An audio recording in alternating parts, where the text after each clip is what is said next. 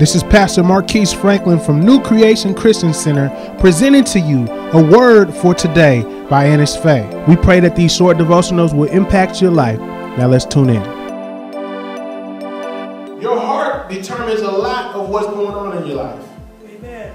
If I don't have it in my heart to come to church, guess what? I won't be at church. Nobody forces me. And I say this, some people go to church, but their heart's not at church. So they're not really at church.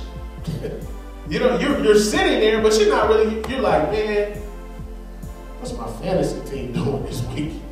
Because good God, how much more do I got to endure this? Your heart is not here, so you're not hearing what's going on there. Your heart, but it starts with your mind. Your thoughts, once again, lead your heart. Okay? Number two, pride. I would say pride and me doing it on my own is similar. It's very similar. But the more you get to the point where I can do this, the more your heart becomes hard to God. We're going to see how Pharaoh became hard. His heart became hard because of his pride. Another one, man, that I think is I know for myself is disappointments. Anybody had promises that you heard from the Lord, or you know that God is supposed to do something in your life and it hasn't happened yet, right? For example, Abraham. Just imagine Abraham. Abraham, get up and go. Where, God? Just get up and go, Abraham. He's just walking. God's revealing to him more of the promise that he has. It's taking forever, right? And God is like, you're going to have more kids than the sea on the, you know what I'm saying, the sand on the sea. And he's like, what's he talking about? I don't even got no kids. So what happens? Abraham gets disappointed, right? Let's talk about another story. Joseph.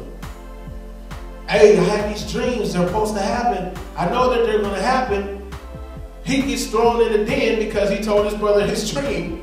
And they sell him off to slavery. He's in jail. Do you think Joseph was disappointed? He was disappointed.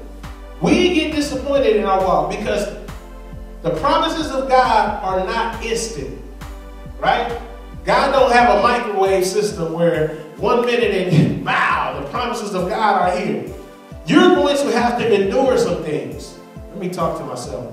I'm going to have to endure some things. Amen? To get to the promises of God. And when those promises don't come exactly when we want it, we get disappointed. And I'll be 100. There's times when I'm disappointed where it frustrates you so much that you might not want to talk to God. Right? Like, God, come on, man. God, okay, God, I understand. And what happens is your disappointments start to cause you to get prideful because you're like, yo, this is not on my time, God. Even though we don't say that. We say, God, you can come now, but I know you're going to come on time. What is the thing they say? He's never late, but he's on time. But you be like, God, you're 3 days late, God.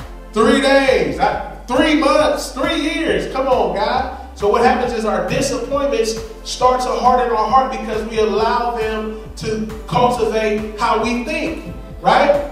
We start to say, God, man, I could have swore that you said this preacher came and prophesied and said 60 days and it's going to happen. And God, I'm still in the same place. So what happens is your heart begins to come hard to the things of God. And I say this, we can go through the motions. You know what I'm saying? It's easy to do motions. It's easy to get up and sit where you're supposed to pray at and just sit there. But that's what happens when your heart gets hard. Your heart is becoming hard because you're disappointed in some things that you feel are not happening. Somebody say amen if I'm talking to you. We pray that this message has encouraged you today. And we invite you to join us Saturday nights at 7 p.m.